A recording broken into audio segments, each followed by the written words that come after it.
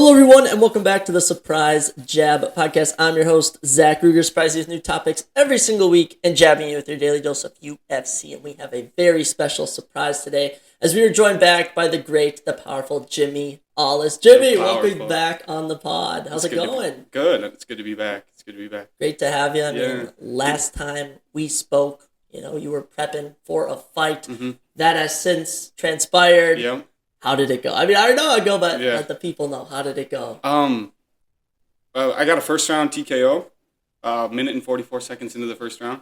I dropped him with the first left hook, first punch I threw at him. I hit a few leg kicks. He came charged in. I hit him with a left hook. He fell on his face. Hop back up. We had a few little exchanges. Landed a few leg kicks. I kept fading back to land the leg kick, step back, and he would cover the distance, and I'd kick him in his leg. And then I step backwards and threw the right, dropped him flat. He hopped back up. Didn't really seem like he wanted to fight anymore. I hit him with a good uppercut and an elbow up against the fence once they started it again. And he got a standing 8 count. The fence was holding him up, and then they called it. It's three counts in the first round. So. Easy money. Yeah, I mean, that went pretty good. When you first connected, could you kind of tell okay, I can catch this guy in the chin? I knew I was a lot faster than him right away because he threw a cross and it came off my left hand, and by the time he hadn't gotten it back to his face, and I'd already dropped him with the left hook. If you see in the video, he's still holding it out it's overextended in his cross. Mm-hmm.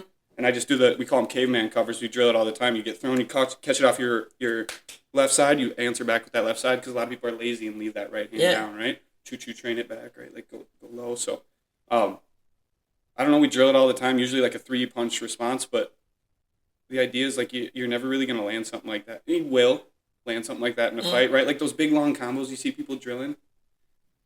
How often have you seen one of those landed in a fight, right? Especially boxing combos, you know what I mean? The idea is kind of hopefully one of those sticks, right? Mm-hmm. So it did end up working out, right? So we drill these long combos off, getting hit on your left side and then answer with a bunch of shots. But I just answered with one, and it dropped him. So. Nice. And I didn't know in Muay Thai that it's they do counts like boxing. Yeah, 8 counts. So standing 8 counts. So and even when he got dropped, it's a 10 count. So it's when he stays up, it's 8. You get 8 seconds. When you go down, it's 10. He counted to 10.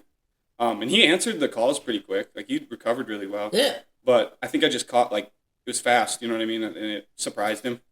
And even the right hand that really got him, the one I mentioned before, fade backwards, cover that distance forward with a cross instead of the kick I was doing. Mm-hmm.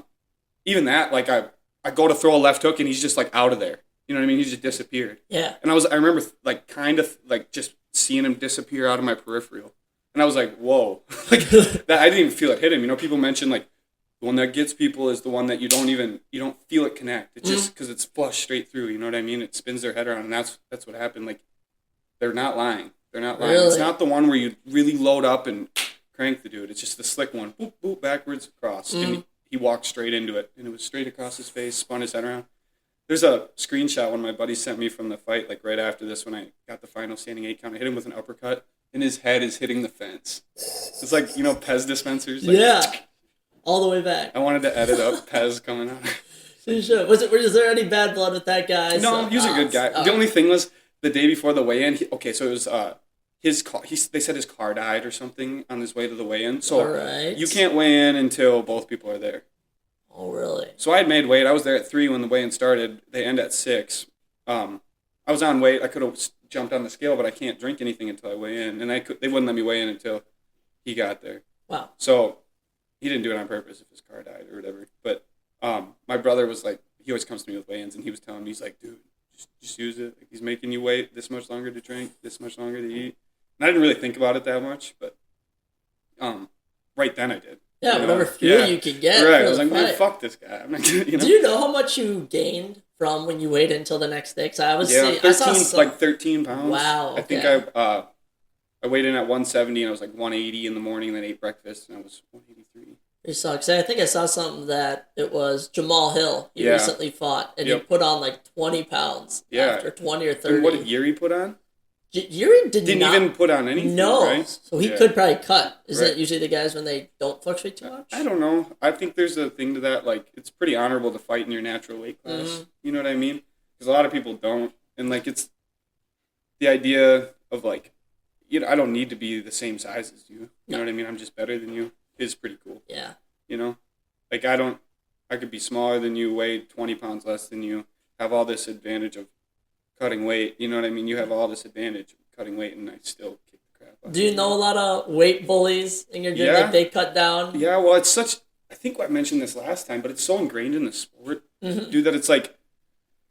It's weird if you don't cut. You know what I mean? Like Yuri. It's weird if you don't cut 20 pounds and, like, dehydrate the hell out of yourself and punish your body. It's like people will post memes like, Yuri can cut weight. You know what I mean? He could be the 185 champ. Yeah, probably, but he's not cutting weight. And like, I don't know.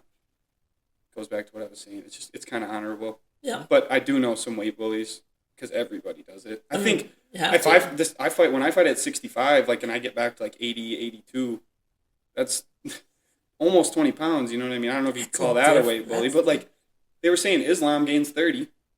Oh yeah. Yeah. Oh, he cuts so much. He walks around like on fight night, he's like 183. Mm-hmm. You know what I mean? He makes 55. It's insane. So drained. I couldn't even. It's insane. Right. I couldn't even think about making 55. That'd be a hell for me.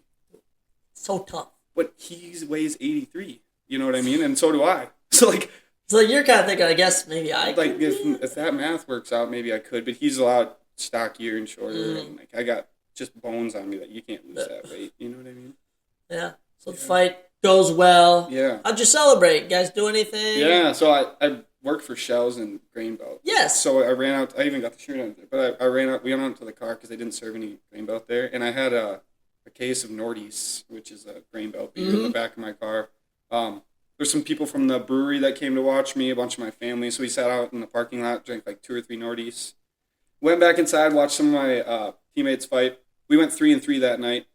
We had 6 total guys fighting, a lot of dudes. But I was the first guy to fight that night, and I won. Started off the night pretty well for us. We ended up going 3-3, which is always good. You can go 500. I mean, especially with that many people fighting in one night, that much going on in the gym at once. You know what I mean? That's pretty solid. You walk away with 3 wins. So, we went out to the bar. It was Halloween weekend, so we went out to the bars in Minneapolis. Yes. Saw a bunch of costumes, and I was like, oh, crap. I kind of forgot about that. Because the whole rest of the world kind of shuts off that fight week. You're like not worried about Halloween weekend. You know what I mean? Like, I wasn't worried about a costume or dressing up or anything. I was just worried about making weight and fighting. Yeah. So, I don't know, though.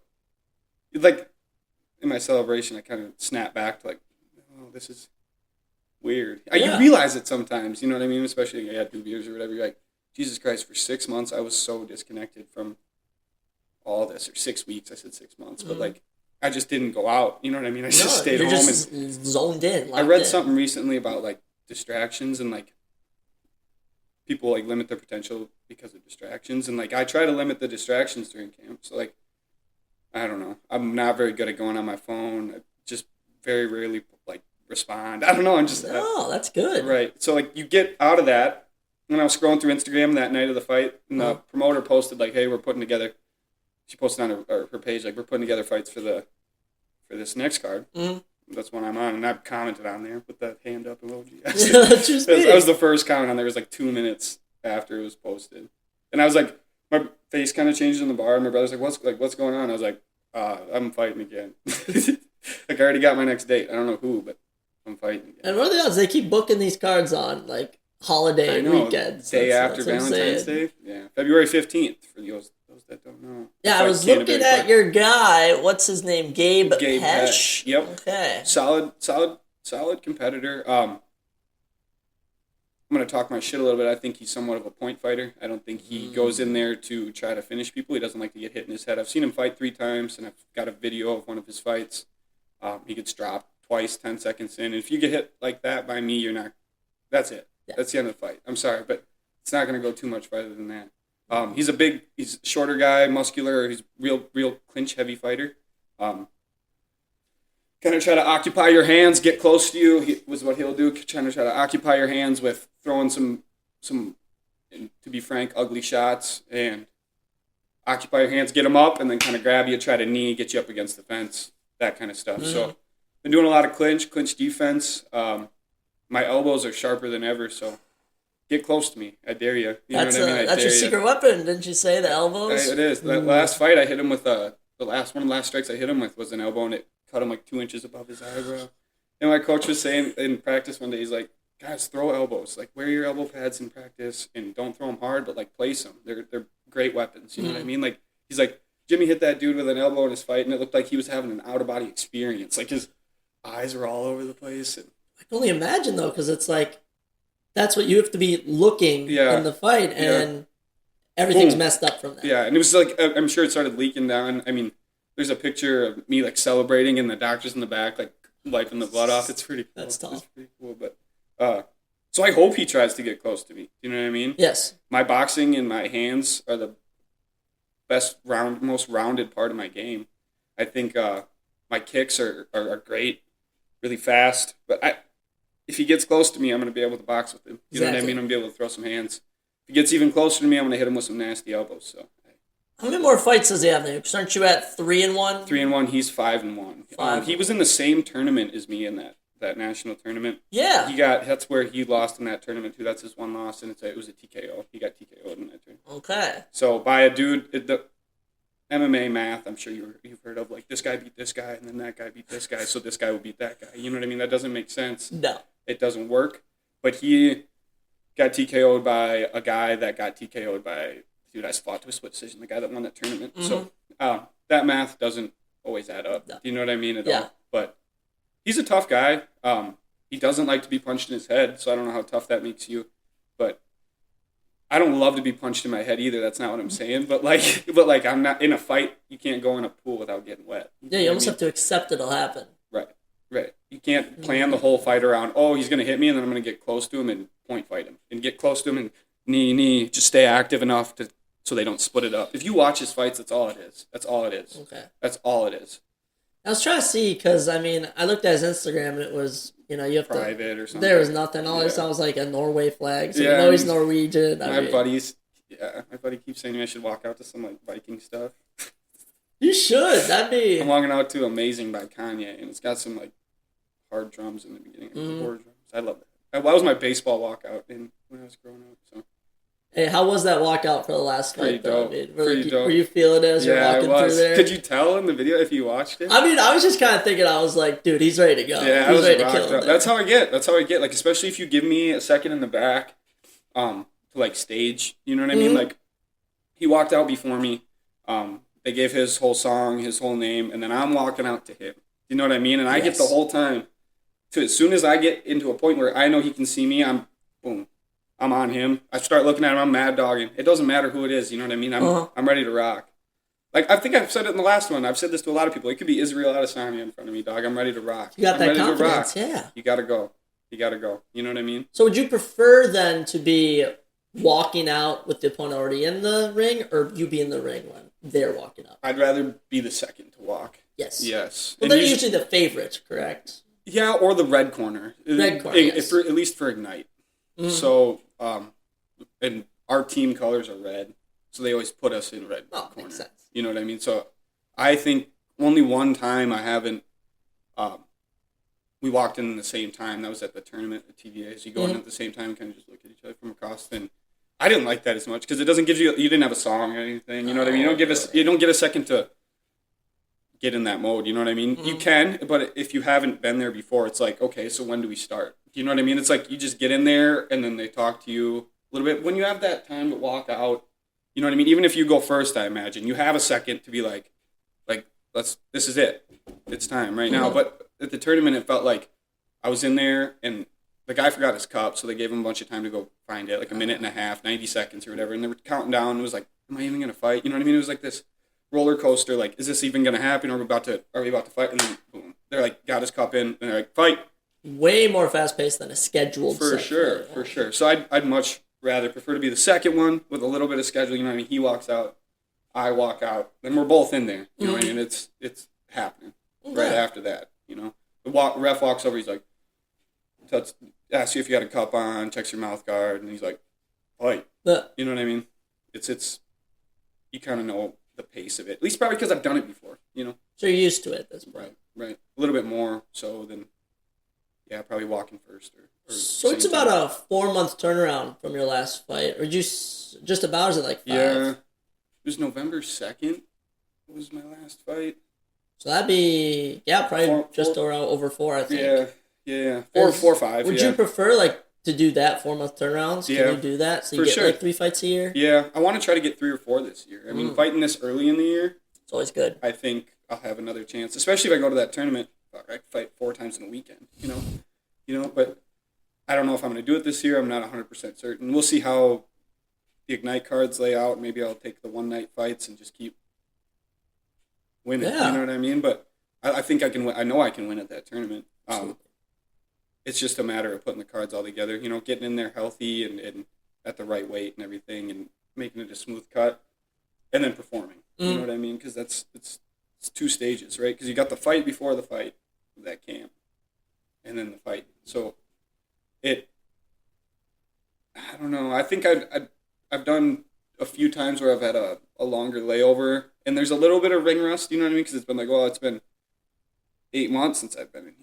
You know what I mean? Because I broke my foot, or I broke my hand after that fight up in the cities, and then I got cleared and broke my foot. So that was like 5, 6, 7 months before I fought again in between those 2 injuries. So, and it was the tournament. So I felt like, going, right, like first off, is my hand going to hold up? You know what I mean? I haven't thrown one fully at full steam at anybody since I broke it. And then, my toe was broke after that. You know what I mean? So, right. I don't know. I think I'd rather just return quicker, because then you can kind of limit the time of getting injured in training. Yeah. You know what I mean? I know last time you'd mentioned you want to give it a couple more years before you go start doing professional fights. Yeah. Do they do amateur title fights? Is that... Yeah, totally. Yeah. Really cool. Okay. There's a fight down in Iowa that I just got offered for March 22nd. It's a title fight for North Iowa Fights. I'm not going to accept anything until I win or lose. Have to see how this one goes. I don't like the idea of having 2 fights scheduled. That's like a boxing thing. It's gone back in the past where they have like fights scheduled out for months at a time. And I won't do that. You know what I mean? That seems like looking too far in advance. And this dude that... something Rodriguez, I can't remember his first name, Isaac, and Isaac Rodriguez, and he's pretty good. Yeah. And it's a fight at 175, and he looks like he cuts a lot of weight to get to 175, and I wouldn't, so I don't know. I got to think about it. It's about being smart. I like that. Exactly. So, but even I think after a win here, he could be pretty close to Ignite title. Ignite Muay Thai title. That's coming. This guy's an up-and-coming guy. I'm an up-and-coming guy. See who wins. You know what I mean? It'll be good. Right. That gym he fights for at 165, they have a fighter that currently holds that amateur title. Okay. But the way amateur titles work, you don't defend them.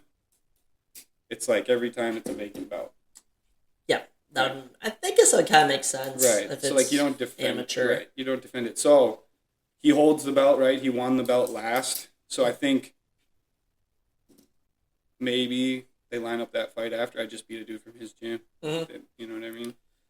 Now, is their gym bigger in terms of the following compared to Mark 44? I think I was looking on their Instagram. They have a lot of followers. They're really good on social media too. Okay. Really good on social media. Their social media manager is one of the more famous Muay Thai fighters in Minnesota, Sam Bailey. Okay, Sam Bailey. Is he 23-1 or something like that? 3-time national champion, amateur national champion. Pretty damn good. Right. 3 or 4 times. He's pretty good. And he runs their social media page. Yeah. So they get and he's got a lot of followers, like 50-something thousand, I think, something like that. And I think sometimes they post together. You get those yeah, I see that. I always see those. You know what I mean? And they've got a girl who trains at their gym, she just runs a really big, it's called Combat Crap, I think is the name of the... Combat Crap, okay. Yeah, but it's got 100,000 some followers. It's all about Muay Thai and Muay Thai memes and stuff like that. I think they've got a few videos on there with 6, 7, 8 million views on that Combat Crap. They do a really good job. Their social media is pretty good. That's how they're getting all the followers on there. Yeah. Good thing social media doesn't win a fight, right? That's so true. Right? I don't know. Didn't you guys, someone who trained with you guys, Tim Johnson, he was just in some of the PFL, wasn't he? He was. Vadim Nemkov. Oh, Yeah. Jesus Christ. But Dave Nemkov's absolute savage. Yeah, I know. I know. When that fight got announced, I'm rocking with my boy Tim. But Vadim Nemkov's a killer. Yeah. And I think he used to fight at light heavyweight, Vadim. And so he's a longer framed, put on more muscle. He used to be a little bit more wiry to make heavyweight. Now he's got more muscle. And he's still fast and still strikes like a light heavyweight. You know what I mean? Mm-hmm. So I didn't feel great about it. Plus, he's a Russian and they wrestle. It's kind of Tim's. Which is something isn't that something you wanna once you're like go to after Dagestan Muay Thai? 2-3 year and forget. Yeah. 2-3 year and forget. I got to get to Thailand before that. Mm-hmm. Then go to Dagestan, Russia, for at least like a sizable period of time before I ever take a fight in MMA. Mm-hmm. I'm gonna be smart about it and I'm gonna do it right. I think having that Muay Thai background and a wrestling background of years will help. Yep. You know what I mean? And their wrestling is sambo, right? So it's more of like an aggressive style of wrestling, not a jiu-jitsu where it's okay to be on your back. Yep. I grew up, folk style wrestling. It's taboo. You get off your back. You know what I mean? That's like the whole point. Yes, like, the last place you want to be. Get off your back. You're getting pinned. Like that's the end of the match. So jiu-jitsu has never really like felt right to me. You know what I mean? I always want to be on top. Mm-hmm. And I think being on bottom, yes, you could set up submissions, but it's an unadvantageous place. It's a terrible place to be on bottom. You know what I mean? Those shots get rained down on you with the force of gravity, too. You know what I mean? It's just not a good place to be if you think about it physics-wise. I'm reading a book right now, Physics in Fighting. It's a great book. Really? Yeah, Okay. it's really helped me with my coaching, too, because like it's just kind of describing like certain movements has helped a lot.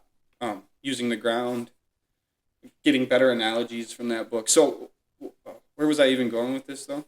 I don't know, but it's crazy to think that there is a whole science to there fighting. Is. There is. I feel like most people wouldn't think that. Right. So, so if you think about like the physics in fighting behind being on bottom, well, you're already at a loss because the gravity is with it, and then you got your head is on a backstop with the ground. Do you know what I mean? Like you're already at disadvantage from this. Right. It's like a pin. It's like a board like that. You know what I mean? Lined up against the wall. You can just or the ground. You can just smack. I don't know. It's not. Yeah, people can move their head. They can put their hands up, but it's just not a good place to be. So I've always thought that I'm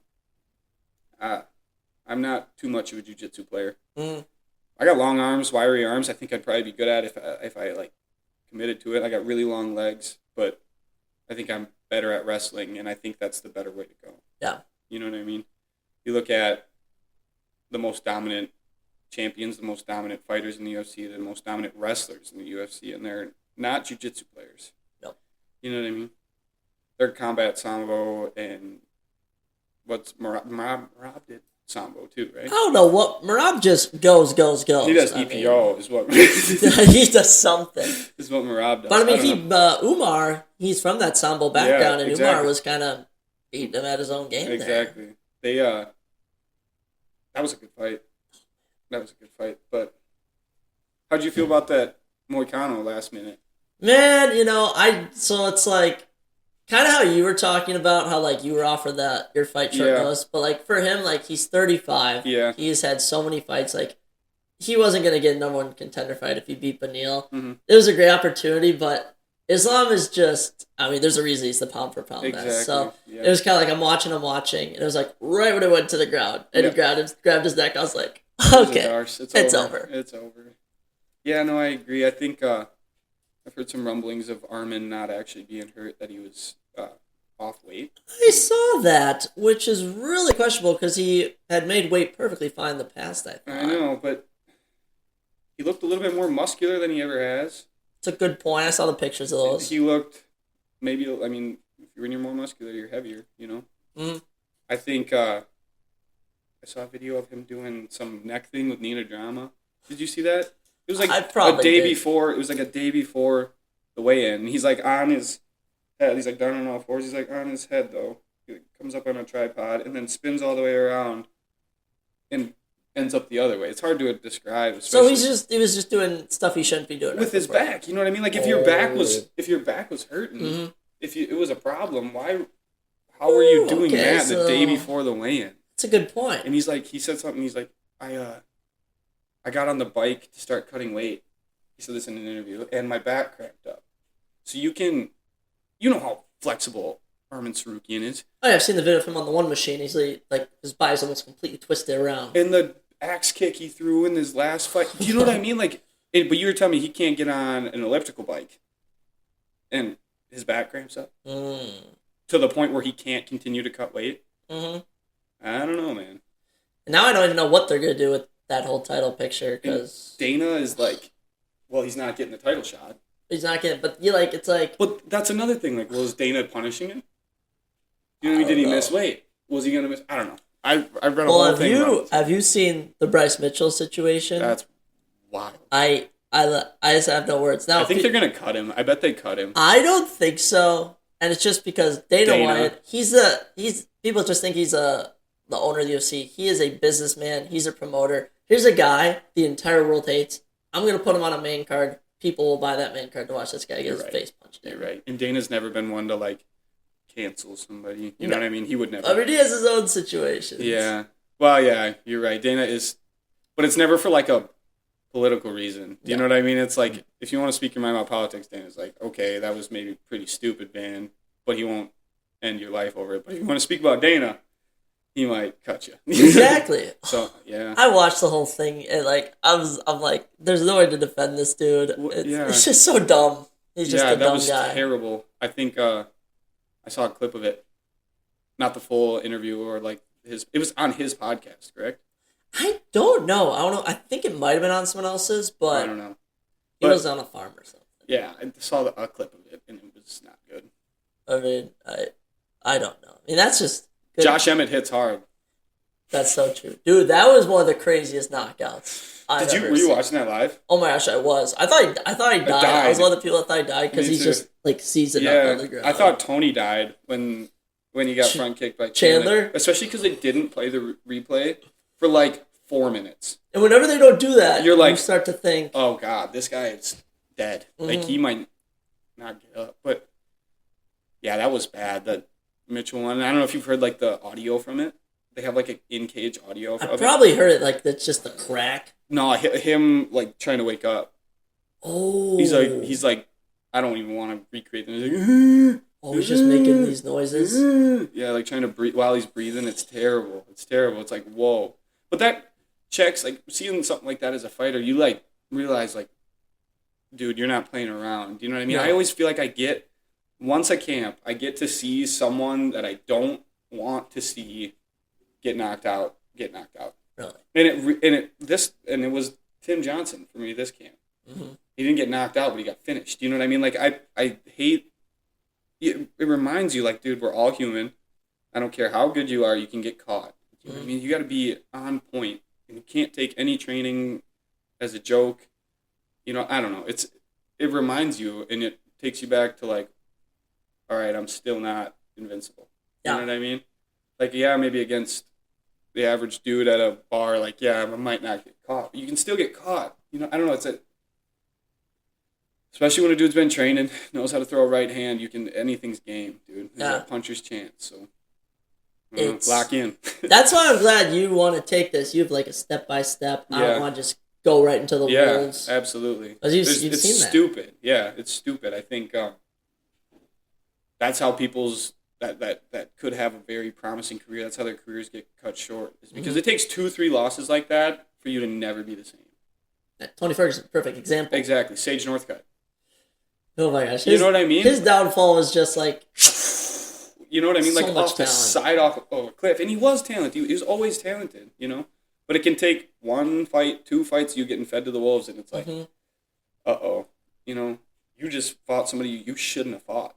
Yeah. You know how to fight, but there's levels. There's levels to this stuff. And it's the same idea as like somebody who's had 2 smokers. That's why they wouldn't let me fight a dude who's had 2 smokers. You know what I mean? Yes. Explain those last time. There's levels. There's levels. Like the scrimmage fights, it's not the same thing as get in there and this dude's actually trying to put your lights out, and you're actually trying to put this dude's lights out the whole, however long the fight goes. You know what I mean? So that's where the level comes in, I think, is the experience, you know. It's crazy. But yeah, I'm glad they aren't given, like, because you're very talented, and some guys only had 2 not even actual fights. Right, or like me fighting somebody who's had 20 amateur fights. You know what I mean? And is 18-5 or whatever. It's like, I'm not going to do that. No. I'm not going to do that. Do you have a dream goal for amateur fights to get to? I don't know, around 30. Yeah. Probably. 15, 20, 30. I don't think it's going to be a bunch. No. There's no point. There's some guys, they do 10 and they're good, and there's other guys, they like to build up. Right. Well, I think that depends a lot of times where you are. Like in the world and even the United States. Exactly. Like in the U.S., we don't fight all that often. Or like if you're fighting tournaments or if you're fighting one-night fights, you know what I mean? That all that stuff matters. It weighs into that. So like, I don't know, how many amateur kickboxing fights did Israel Adesanya have? 180, something like that. You know what I mean? Like, where you are matters. Some places are like fight.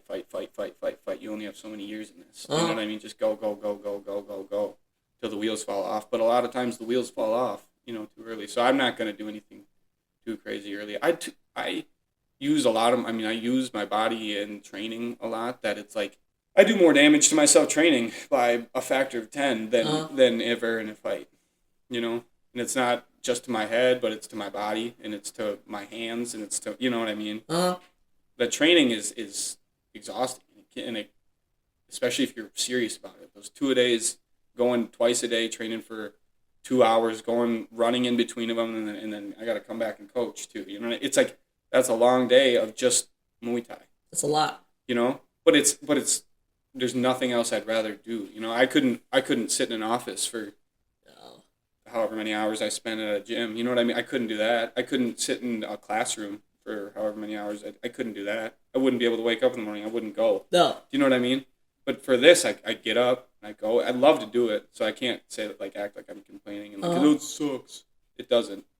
Hard work sucks, but it makes you better. I mean, it's silly to even say because it's that's basic, you know. But it's as basic as that. You gotta work hard to achieve big things. Hard work takes a toll on your body.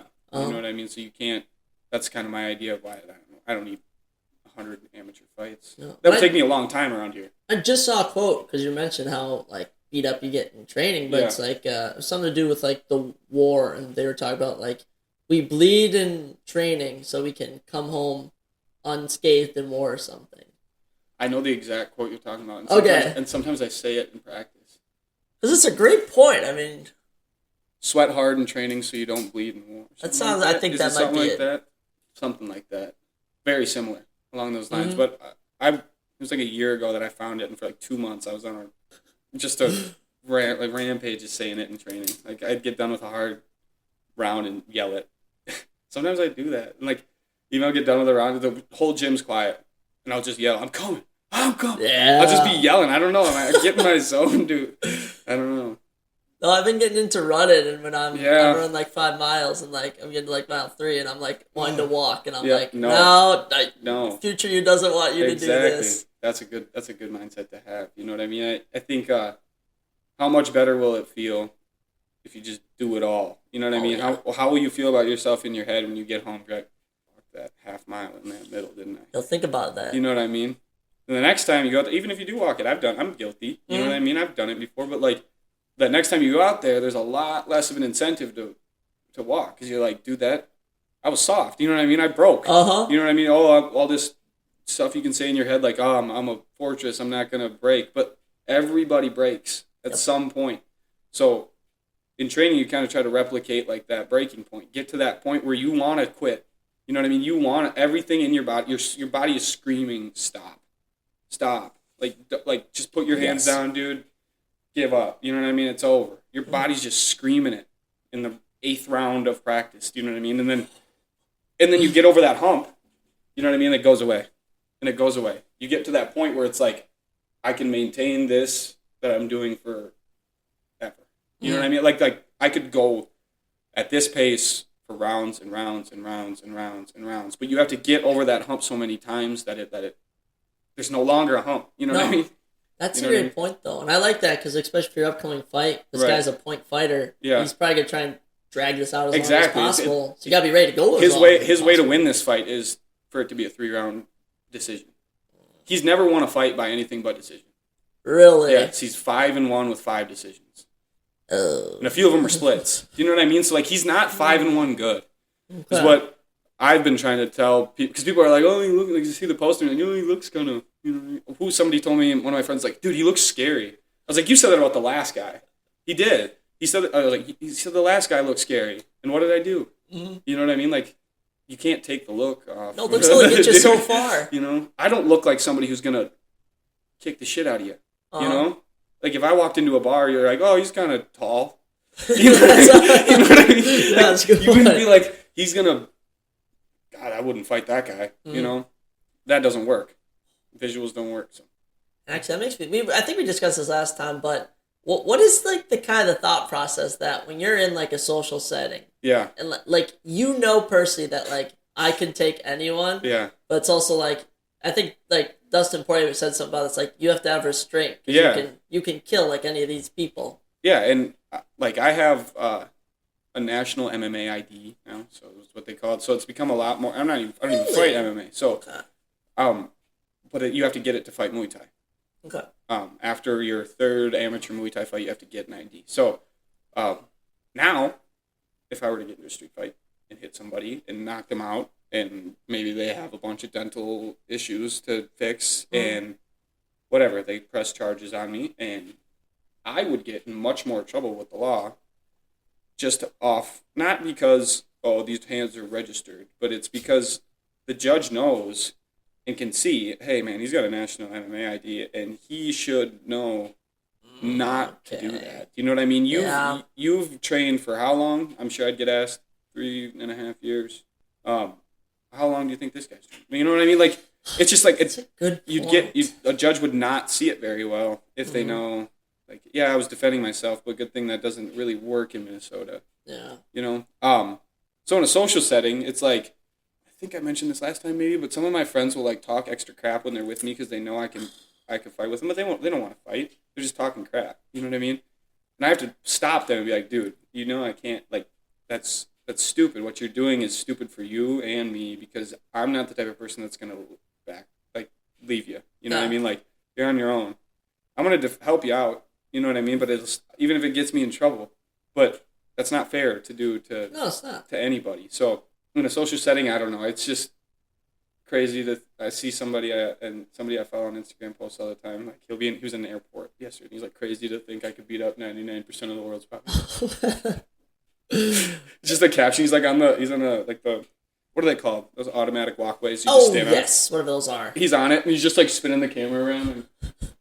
And crazy to think I could beat up 99% of the world's population. Hey, you kind of have that mentality, especially if you're being in a cage with them. I don't know, like, if you're counting, sorry, girls, but if you're counting, that's probably 99%. But I don't know. That's funny. I'm joking. I had a thought, I lost it. You know what? I think it's a fun time. We play a little game. It's my favorite thing I do with all my guests. We do a little blind rank. Now, last time, I had you blind ranking Muay Thai strikes. Yep. That's pretty good. Do you remember what your number one was? I can't recall. I think it was a jab, man, or an uppercut. I think 1 and 2 were jab and uppercut. I don't remember the exact. I think it might have been it was the jab or uppercut. Yeah. That you said was your favorite one to throw. Yep. But today, we're going to go some of your favorite UFC fighters. So I got 10 fighters here. You're going to list them from, this is just on personal preference. Okay. Number 1, I like this guy the best, down to number 10. You could like them all, but just in any order. And we went with some big names just to play it safe. Gotcha. Alrighty, so number 1 on the list. No one knows how blind rank works. You get 10 different things. You list them in order as you get them. And at the end, you say, I would change this. I would change that. So first fighter, let's go Sean Strickland. 9. 9? Yeah. Just because of, I don't know, all this drama. But so does everybody. And you're kind of soft if you talk about that and only that. And I think he has all this idea of going to war and bleeding for people, and then he's going to fake teeps at you for three and a half rounds. You know what I mean? Until you get tired. My exact thoughts. His Paulo Costa fight I just rewatched was one of the most boring fights I just I've ever watched. rewatched that, dude. That was terrible. And you know how hard it is to have a boring fight with Paulo Costa? It's impossible to have a boring fight with Paulo Costa. So I only put him at 9 because I'm hoping Luke Rockhold is on this list and he'll be 10. But we'll have to see. Actually, I might just throw him on here just for that. I just don't like Luke Rockhold. I don't know why. Actually, he's not on here. What's your problem with Luke Rockhold? I mean, I'm pretty unopinionated. I don't know. I just find it really satisfying to watch him get knocked out.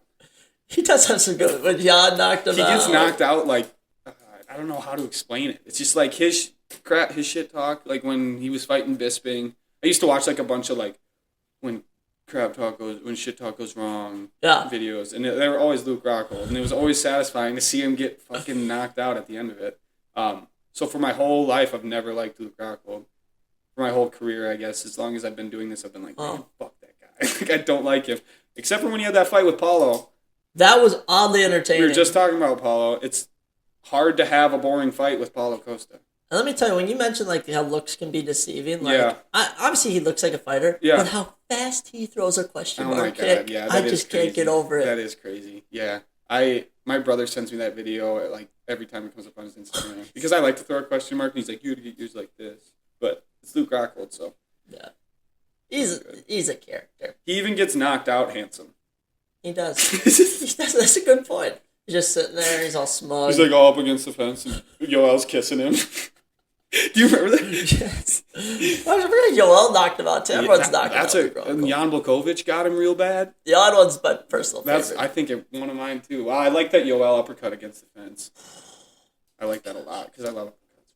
He's taking some damage. Yes. All right, number 2 on our list. We're going to go with Henry Cejudo. Triple C. Got a fight coming up. Song Yedong. Ooh, that's going to be a banger. He doesn't just shoot. No, he probably will. But let's go 5. No, 6. Henry Cejudo. It's pretty solid. Yeah. I don't know. I'm not a huge fan of many little guys, and it's because I'm a bigger guy, I think. And Mighty Mouse is probably my favorite of the little guys. Mm-hmm. So hopefully Mighty Mouse. I was thinking I'll put him 6 because leaves some room for it. It's pretty solid. Yeah. I'll say the one downfall for Henry Cejudo is that he kind of retired like early when he shouldn't. For no reason. You know what I mean? Like kind of when he should have just kept fighting and making the most money that he possibly could have. Mm-hmm. It was like, correct me if I'm wrong, was it right after Khabib? It was before, I think it was right around Khabib. No, because it was like he beat Dominic Cruz and then retired in the octagon, and Dana was kind of like, what? Why is he retiring? Yeah.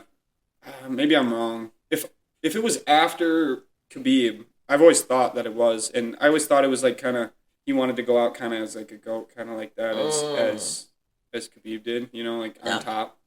But it was really silly because he shouldn't have. He should have kept fighting, especially just to come back like that. Like Khabib was dead set, I am not coming back.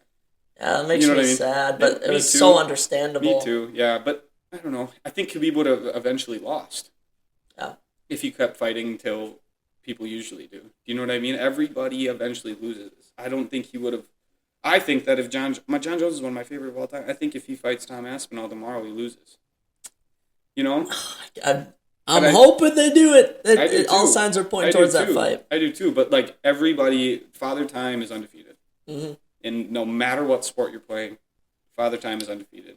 LeBron is still doing it, but he's slowing down. Yep. Tom Brady slowed down. You know what I mean?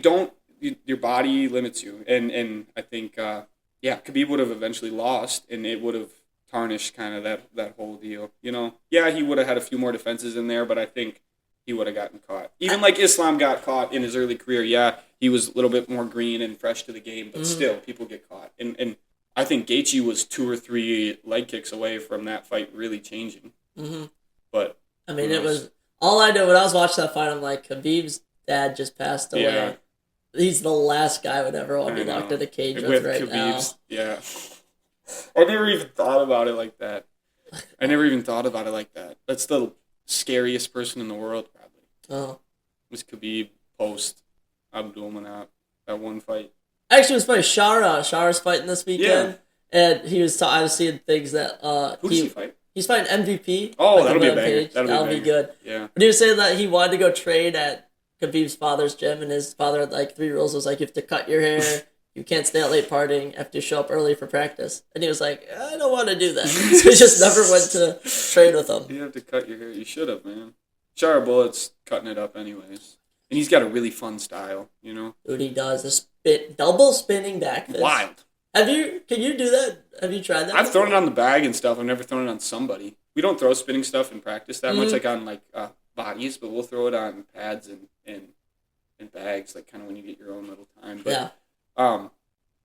I could do it on a bag. So theory says I could do it on a person, but it's a matter of landing that backward. Yeah. You know what I mean?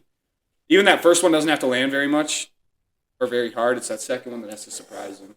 Man. I've been messing around a lot with some spinning elbows in the gym on pads, so look for one of those. Be watching for that next fight. That spinning elbow. Perfect. All right, number 3. Let's go with. Actually, we were just talking about. Let's go Justin Gaethje. Number 1 man. Yeah. And hey, that's my boy. Oh man, him and Dan Hooker, they're going to war in March. You think Gaethje holds up? You think his chin holds up? I think he does. Look, Dan Hooker almost got outstruck by Matu Scamrock in the fight. Okay, so all I'm gonna say is that I think Gaethje will do pretty decent. You're right, Matu Scamrock, and also Dan Hooker's chin is incredibly inconsistent. Oh yeah, you know what I mean? Like has probably the most inconsistent chin ever. So if you want to, Justin always said it was a choice to go to bed. He always said he's like one of my favorite. Obviously, I put him at 1. He's like one of my favorite fighters of all time, and he's like, it's a choice to go to sleep. You know, you actually get the choice, and obviously it's not. No. And he went to bed. So I don't know. He's always been in wars. I don't know how getting flushed, knocked out like that will. That was my thought process because he'd been TKO'd, he'd been submitted, but he's never been put out. Boom, like that. You know what I mean? Like that's a real knockout. You know what I mean? There's a screenshot of one of the shots of that night, UFC 300 from above the ring, and there's a outline of Gaethje's face in blood. Like, I mean, you can only see that, but it's like it's like that. Right on the canvas. Right on my. And it's Gaethje. You can see it. You know what I mean? It's like his face. It's crazy. It's crazy. But that's a real deal knockout. So I wonder how he'll react after that. I know he's a fighter, and it's going to be a good fight for as long as it lasts, but it's not going 5. Is that going to be a main event? It's a co-main event. That's going to be 5. I wonder if they'll make it 3. I think they've decided to do it 5, because that's their new thing with these big fights. Yeah, which is weird why they did Petr Yan and Sugar Sean as 3. Yeah, oh my God. I still stand by. I thought Petr Yan won that fight, and I think those next 2 rounds would have gone Petr Yan's way. Petr Yan is the worst luck I've seen of any fighter. I know. Yeah, I saw a meme, it was like, he's got like 2 finishes in his last however many fights, and like a lot of fights. And it was a meme of that next to Bilal, and it was like generational striker above Petr Yan, and it was terrorist. I have Bilal. Oh my God. But it was the same stat, you know what I mean? Bilal. I don't like that guy. I can't stand Bilal. Me either, man. Bully. I don't even get, because I've interviewed this guy named Ben Davis. He does like MMA commentating and stuff. And he said like, because I was talking to him about, I think this was before Bilal fought Gilbert Burns, and he was talking about like, I met Bilal, he's such a great guy. And I'll just see videos of him, I'm like, I'm sure he's a nice guy, but it's just not likable. I was just going to say the same thing, just very unlikable, you know, almost the opposite. Like he's just, I don't know, I don't like him, man. We didn't even put him on this list. He's 11. He'd have been 11. All right, next up, we'll go welterweight here, a little Ian Gary. Okay. I'm going to say it, the cuck. You can say it how it is. The wag or whatever it is. I'll put him at 7. I think he's really exciting, really actually very talented and young and kind of a future face in the UFC. Everybody has their rocky stories that come out, but that one's about his wife and living with his ex. I don't even know what to say about that anymore. But and his fight with Shavkat proved to me that was he can one hang, dog. I'm sure. Was that very technical? Yeah. Okay. Yeah, absolutely. Yeah, there's a lot going on in that fight that like the casual eye wouldn't see. You know, a lot going on in that fight. Just constantly, like every time they're on the feet, you know how often those guys move. Yep. You know what I mean? Just all this stuff is not for no reason. You know what I mean? It's looking for him to time it up with you.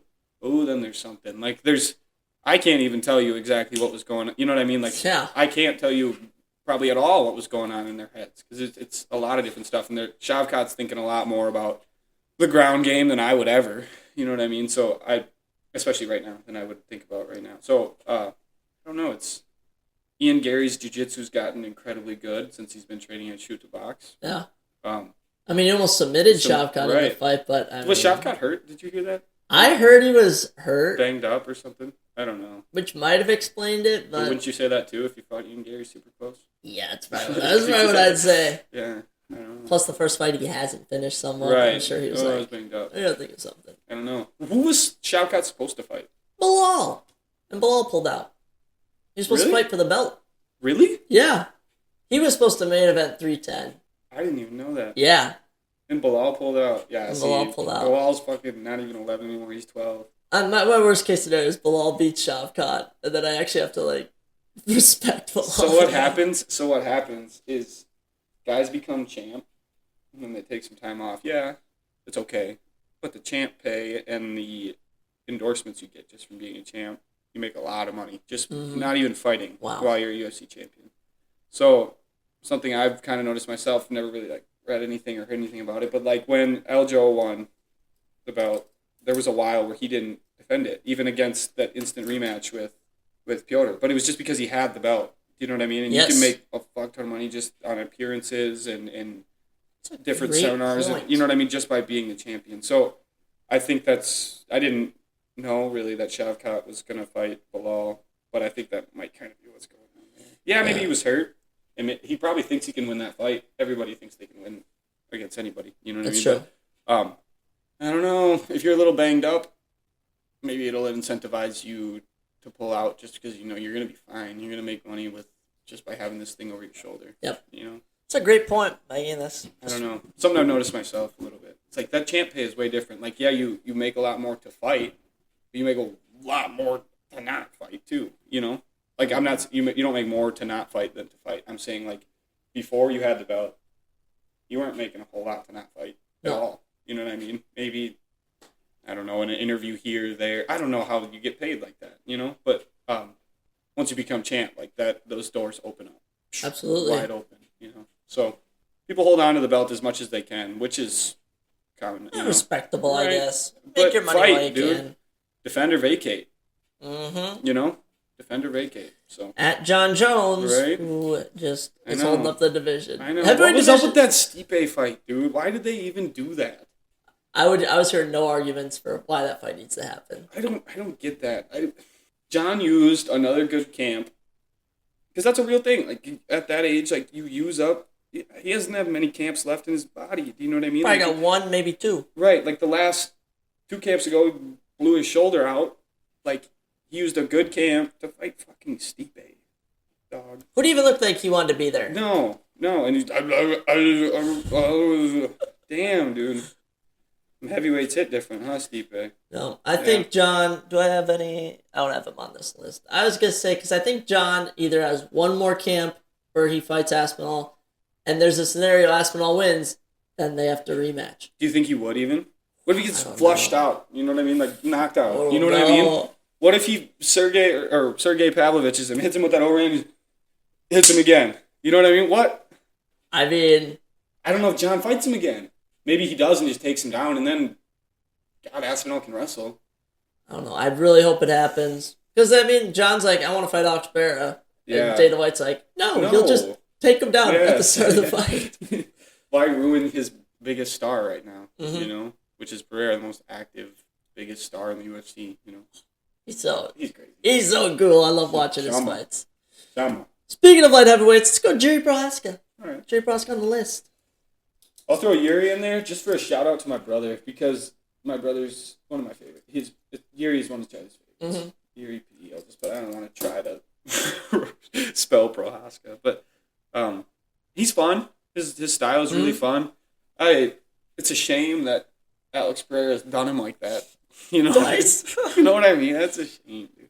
But he's fun. He's always got something funny, kind of cool to say. Whether it's I don't know, doing that scream thing. He's always got something kind of cool going on. Dude, he's as legit as they come. Yuri will be on a treadmill or a unicycle shadow boxing for the most important fight of his life. I don't know. It's kind of fun. His fight style is really entertaining. Throws some cool stuff. And I think it's cool. Like last fight, he was just jumping. Like not even, he was like looking for the knee for sure, but he was just jumping. Man. Oh man, he's one of the few fighters when he fights, I get a little nervous. Yeah. Like, I don't know, I'm just such a fan of him. You want to like grab something. You know what I mean? Like, ooh, yeah. You really like Yuri's though? I like Yuri. Yeah, I got you. He's his fight with Glover Teixeira, I think is my favorite light heavyweight fight I've ever seen live. Why did Glover shoot? I don't know. It's one of the biggest what ifs of the history. Why did Glover shoot? All I've heard of is that Alex Pereira, like, because him and Glover are boys, like, after Jerry beat him, he, like, told, like, Glover, like, he'll never, like, beat one of our own again or something. Alex Pereira's an Avenger, dude. He really is, like, he needs to be cast in the next movie. I'm torn, because, like, he's fighting Magomed Ankalaev coming up. Yeah. And you would think, like, he'll easily beat Magomed. Yeah. But I always see this case where, like, it takes a guy forever to get a title shot. Yep. Like, think of Islam, think of Khabib, and that's they eventually get it. Leon. It's like they eventually get the shot, and they somehow win. Yeah. Yeah, you're right. Just because he's been waiting on it so long, it means so much. You know what I mean? But I think Alex Pereira is to a point right now where he's, like, he hasn't, like, transcended the game, but he's, like, figured it out. You know what I mean? Like, even, he got the best possible Khalil Roundtree. Ever. You know what I mean? And didn't make it look easy, but that third and fourth round, dude, that's insane. The stuff he was doing, pulling back, landing shots, like, it's the epitome of flow state. I think he's gotten to a point where he really understands MMA striking, and his exact strengths fit MMA striking so well. Hard leg kicks. Big one-shot hitter-quitter. You know what I mean? Like he can knock out a tree if he hits it flush. You know what I mean? You know what I mean? Like, he's gotten to a point where I think that if Magomed stands with him, it's over. I don't... Easy. He has to grapple, which I think he just means, Didn't Magomed say he's going to strike with him? He says he's going to strike with him, but, like, Magomed, be serious. Yes. You won't. You can't outstrike him. This is the belt, dude. This is the belt. Don't play around. You know, I don't know.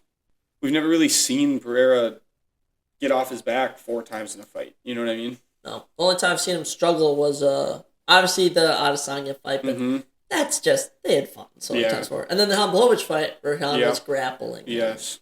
Yeah, you're right. And it just makes him think about something else. Do you know what I mean? Like, if you go in there and you're like, I'm just going to strike with you, then it's a kickboxing fight. And he's had 200 of them. You know what I mean? You're done. It's where I go back to, I don't know. If you mix it up, it becomes a completely different sport. Just that level change alone makes 30 more things open up. Coming back up, now it's a whole different thing. You know, it's just, I don't know. I think Magomed would be a moron to not shoot. He would. 2 times around. Do you know what I mean? Yes. I think you need to beat Alex Pereira, you need to make him get off his back 4 times in a fight. You know what I mean? That's the only way he should beat you. Yeah. Is if he's just unable to be held to the ground. Yeah. And what I think is impressive about you, Jimmy, is that you have a wrestling background, and because you're kind of a tall, lanky guy. So I think when you transition to MMA, people would be like, "Oh, just grapple this guy." Yeah. Little do they know, I can wrestle too. Exactly. Yeah. And even like some of the jiu-jitsu guys in the gym, like they'll shoot on me. We'll be messing around. We'll have the little gloves on. Yeah. And I won't be silly, bro. I'll jump ghillie, and I'm throwing a body lock and everything. I tapped blue belt 2 weeks ago with a guillotine on the wall, dude. On the wall. Standing? Yeah. On the wall, dude. I'm not even like, I just got like really long, wiry arms that fit pretty well underneath people's chins. And the same idea with my legs. Like I don't know. I know there's no camera in here, but my hips end here, dog. Yeah.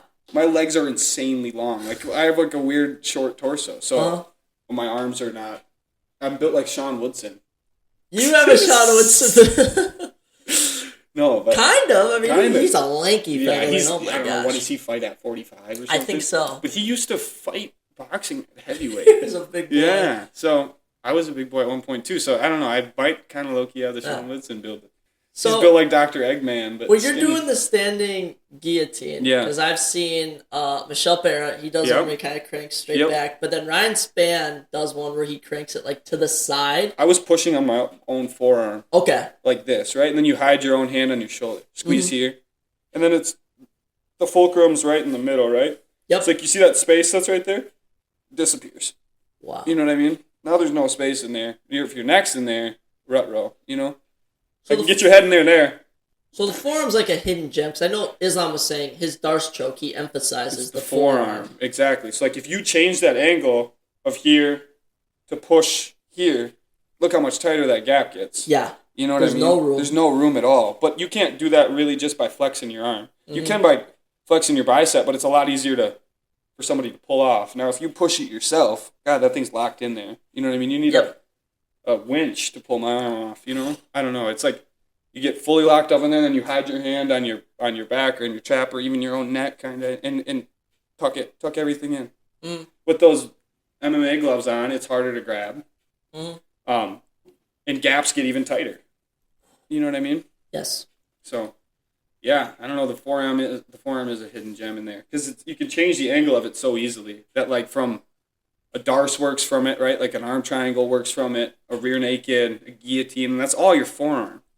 Yeah. You know what I mean? It's not and your bicep and sometimes their own bicep, right? But it's all arms. You know what I mean? A lot of those chokes are even like if you're catching somebody in a leg triangle, their arms got to be in there. Yeah, you have to use it. Right. Pull it across their face, you know. So, yeah, the forearm's a hidden gem. It's good. It is. Even in striking. So, these things create a wall from your hip to your head. All the way up.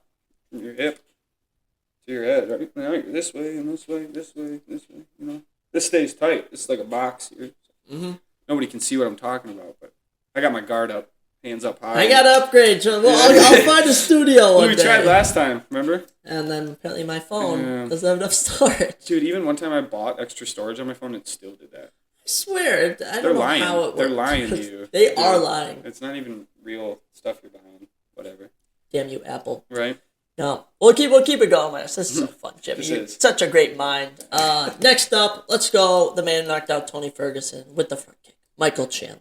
8 for his 8 backflips that he did. just so uncalled for. Actually, though, my original beef started with Mike Chandler because he's Iron Mike. His nickname is Iron Mike Chandler. Oh, like he's trying to be Tyson? You can't be... That'd be like me being Jim Bones Jones. Or Jim Bones Allis. Do you know what I mean? Like, that doesn't work. You can't do that. You can't do that. So, yeah, that's where I originally started. It's like, you cannot take Mike Tyson's nickname just because you're Michael Chandler. Mike Chandler. Dude, Chandler's the definition of trying to chase a money fight and losing the prime years of his career. Yeah. I've seen a lot of memes. I always mention memes, but the gambling meme. It's like the guy mining. Yep. And it's Mike Chandler. For the McGregor fight, or one more chop and you'll get it. One more and you'll get it. And then I really didn't like when he did like 8 backflips on Tony. It's not like I had like personal beef with it, like, man, fuck you. But like, it's like, come on, man. Like, and you just kept going like one more? Okay, then actually do one more and not fucking 8. That was bad. And I was like, no, dude. And then it turned into Tony being like dead. Yeah. You know what I mean? He's just laying there. And then they wouldn't show the replay and he's still doing backflips. All they're showing is his backflips. It's like, God. All right. So then I really didn't like him more after that one. And then, I don't know. I do feel a little bit bad for him for the McGregor thing. Somewhat. Give it up, dog. Did you watch the second Oliveira fight? Yes. And he jumped backwards. Yep. Fuck it. He yells. Dude, he almost beat him in round 5. Yeah. I was losing my mind. Yeah. Big Oliveira fan. That was a banger. Dude. Well, so was their first fight. You know what I mean? Their first fight was awesome. I was just talking to somebody about Charles Oliveira and like why he hits like deceptively hard. Yes. You know, he's dropped Gaethje, he's dropped Chandler, dropped like a lot of people, especially recently with like strikes that don't look like they're thrown super a casual hard. strike. Right. And like that hook he hit Chandler with dropped him right before that finish. Mm-hmm.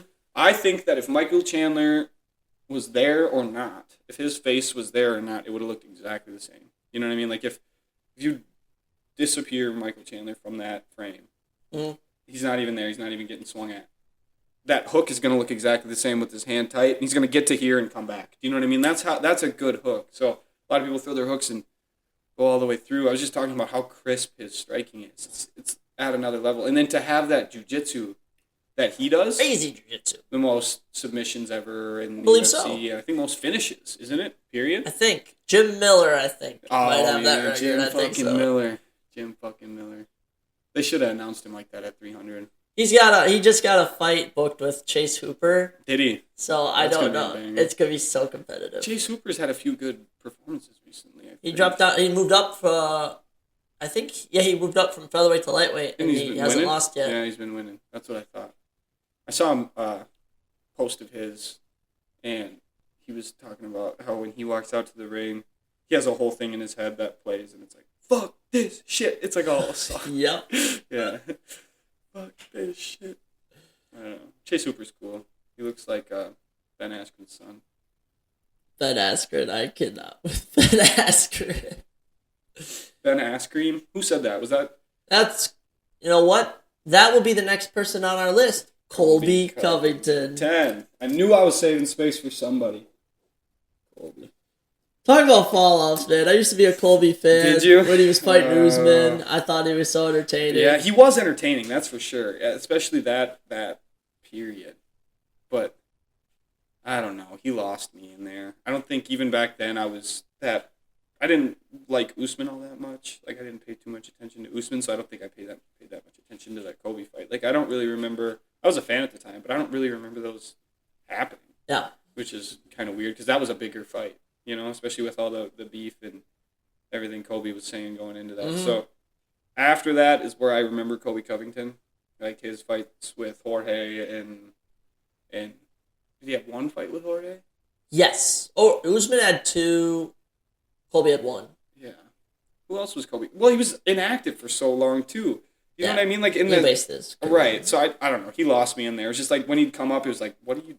Oh, this guy again?" And he ducked Ian Gary so many times, which he just kept trying to get fights with like stupid people, like fights that he thought he knew he could win. Mm-hmm. And like no real contender fights. Who did he fight recently?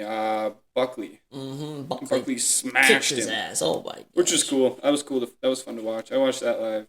But Buckley is. Did he elbow him or something? Did he got a really bad cut? I think it was an elbow when he was going to the ground with him, and it was kind of just like it came over him and sliced. Yeah, Buckley hits crazy hard. Just the way that guy's built. He's so good. Yeah. Oh man. Hey, once you get to his level, you'll be able to finally hit some of those spinning kicks, those fun ones he does. He did that too. I was watching that live, dude. It was during COVID. Yep. Me and my brother were like, we had nothing else to watch. So we watched that live, and that felt like it was out of a movie. And he just falls back. Like he got shot in his forehead, dog. Insane. Now look where he's at. Now he's a top 10 guy in the world. And was that Impa Kasanganay he did that too? It was an Impa. Completely turned his career around. And he's a PFL champ? Yeah. Yeah, that's what I thought. It's crazy how MMA works. The career trajectory from there, right? They both kind of worked out. You know what I mean? It's all good. Right. That's going to be on every MMA package, like hype package forever. Yep. That spinning back kick, that's insane. Having it caught down here, and it's like, there's been times before where, like, you throw that kick, especially after seeing it, like, you throw that kick and somebody catches it and you got your foot held down here, and you're like, fuck, I could do that. You know what I mean? Yeah. I could just throw that kick. I don't know if it'd land. You know what I mean? But I could fire it. You know what I mean? I could definitely throw it to the gut. Mm-hmm.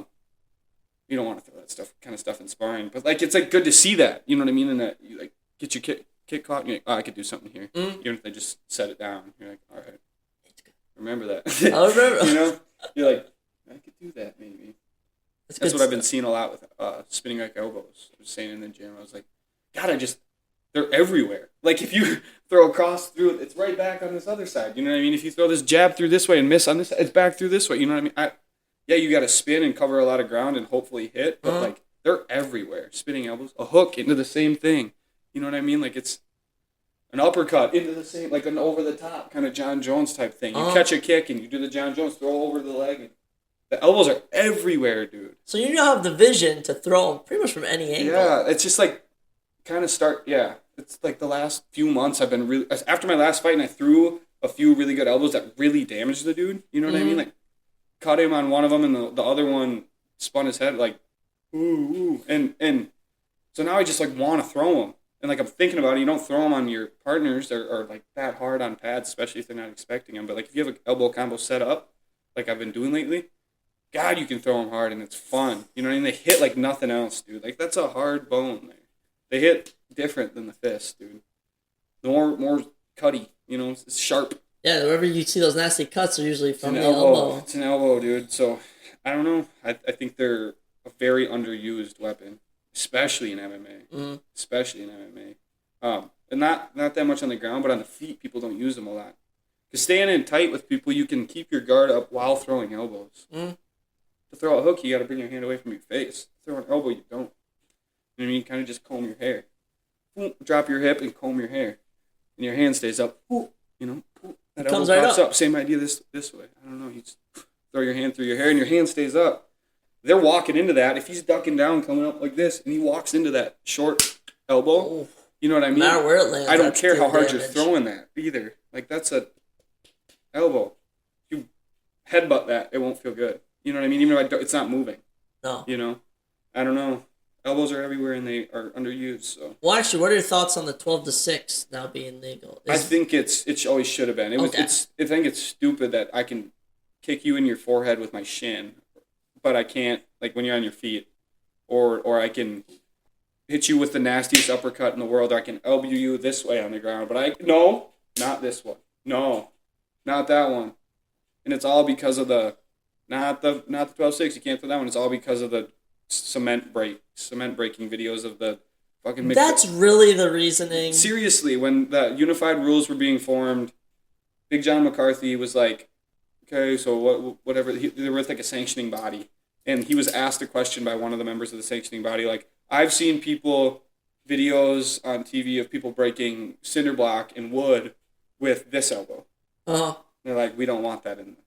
You can't throw that one in the sport. That one's bad. Like if you there's a video of Big John McCarthy talking about it. And he's like, they were at the point where like the UFC and the unified rules makers were like, hey, dude, if that's all they don't want, let's just go. So we have a unified rules and we can move forward with these fights. So you know what I mean? Because it was so taboo before that, and they needed the unified rules for it to become a little bit more digestible. I guess is the word I'm looking for. But yeah, it's because of like McDojo videos of dudes breaking cinder block. It's literally why. Because that elbow, they don't break the elbow like this in the video. You know what I mean? You can hit way harder. Like, you know that video of Joe Rogan? He's like, you can hit hard like this.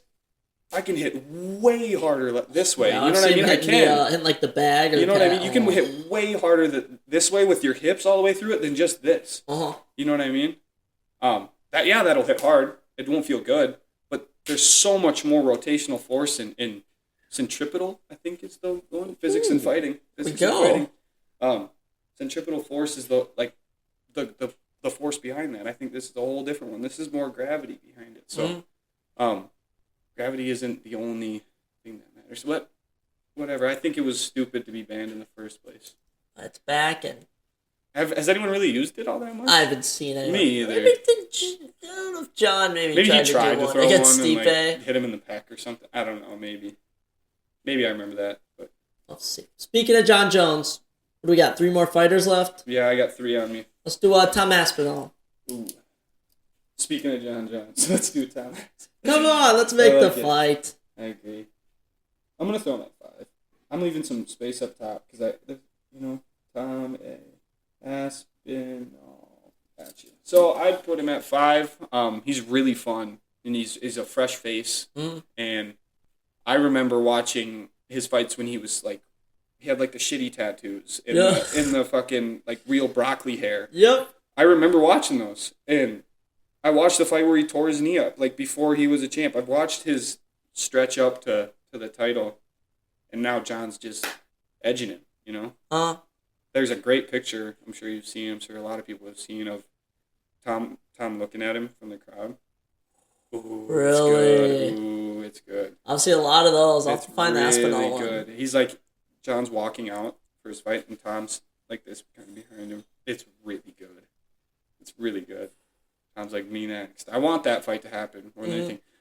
And yeah, I've said already that I think Tom Aspinall would win, but it's John Jones. If the reason I like that fight so much is I think Tom will win. Mm.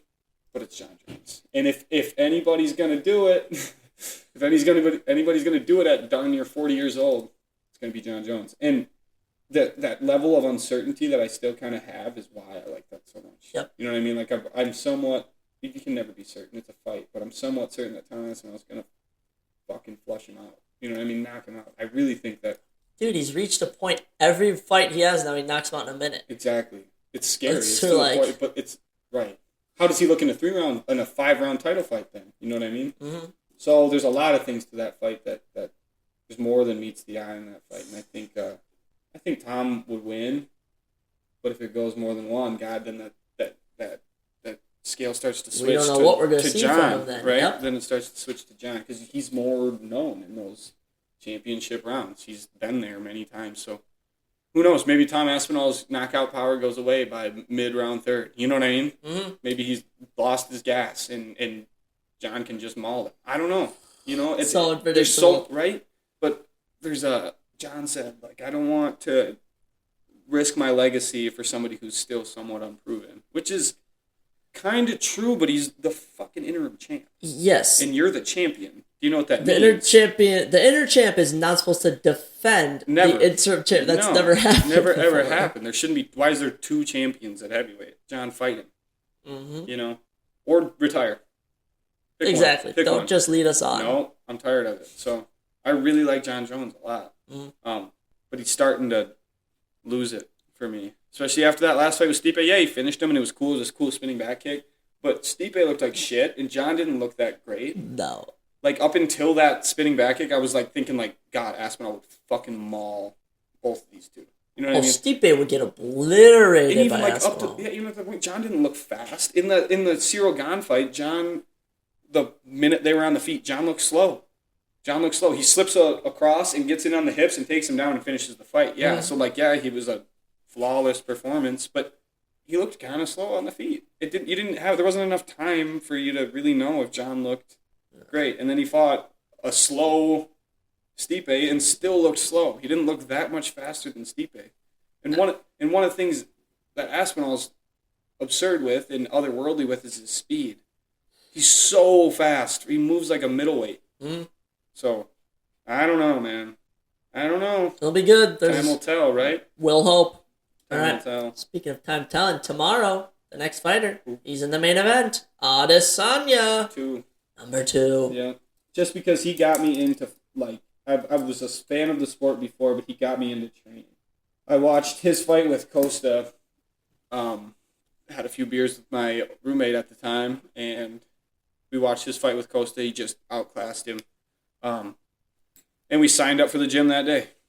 And I mentioned it, I think I mentioned it last time, but haven't looked back. You know, so he got me into the sport, and the public's view on it is he's changed since I've started training, and he's turned into, what did they say, the dog bender? He's just, too much. He's no longer the style bender. He bender. says just the weirdest things. More dog collar, and he's like, I'm going to leave you frozen like Elsa. Like, you know what I mean? Just like, dude, just shut up and fight. You know he's what just I mean? trying to clip farm. Which has been good about this. He is trying to clip farm, dude. That's a good way to put it. For this fight, the Samava fight, I haven't seen like anything from him. I've seen seen one thing. What was it? It was so I've never abstained more from sex in my life. I'm so horny all the time. I'm like, imagine Imavov's in there and like he's like, dude, this guy's gonna be all over me. What?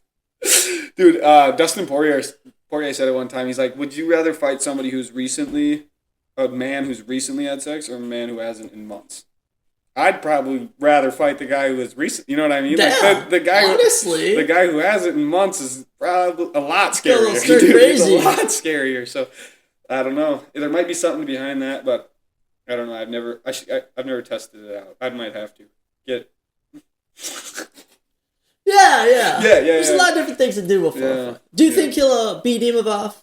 Yeah, I do. Yep. I think they kind of set that fight up for Adesanya, kind of to. If he loses it, I think he retires. I think he wins it, and he's kind of right back in that title picture. Well, because I did my Saudi Arabia predictions episode yesterday, and when I was kind of looking at Imavov, just like his rise to the top, he took on Roman Dolidze, almost finished him, kind of started to gas. Yep. Then takes on Jared Cannonier. Was looking good. I thought it was an early stoppage. Yeah. Oh, yeah. I remember that now. The Cannonier. He was like, did he get hurt like two times in that round though? He had been rocked, like he'd been moving backwards, but it was like he kept moving. Yeah, and then he was still defending. Yep. Yeah. And then the Brendan Allen fight, I just saw him again. He kind of gassed out at the end. And I was just thinking, like, Izzy doesn't gas out. Never. His striking's probably superior. It'll just come down to if he still has it. 'Cause, I mean, his confidence is probably a bit shaken. I know. I saw a video of him training, and he was like all sweaty. He had just got done with like sparring or some hard rounds or something. And he's yelling at the camera in African, and it was fucking scary. I won't lie to you, it was fucking scary. Okay. He was like screaming at the camera, like covered in sweat, and like his eyes like flip for a second. Like it's in color, but like his eyes go like evil first. It's weird, dude. It's weird. He's like, it's weird, dude. But he looked pretty fucking scary. So if he brings that, I don't know, that energy that it seemed like he had this camp into that fight. Yeah. Fuck. He's always a guy. One Good win. luck. Exactly. He's right back there. He's, for the longest time, he was like the biggest star in the UFC. You know what I mean? So it's still, he's still got when Conor wasn't fighting. I was thinking like just Pereira comes over and basically stole ruins it away from him. Ruins that. Yeah, exactly. If he would have just kept his mouth shut, he would have been fine, man. Probably still be champ. I know exactly what you're talking about. Yeah, he said like, something. He's like, like in 20 years, that guy's just gonna be like, oh, I beat him once. He's gonna be in a bar one time and be like, oh, I beat him once, watching me on TV. Oh, dude, TKO'd him in his first MMA fight with him.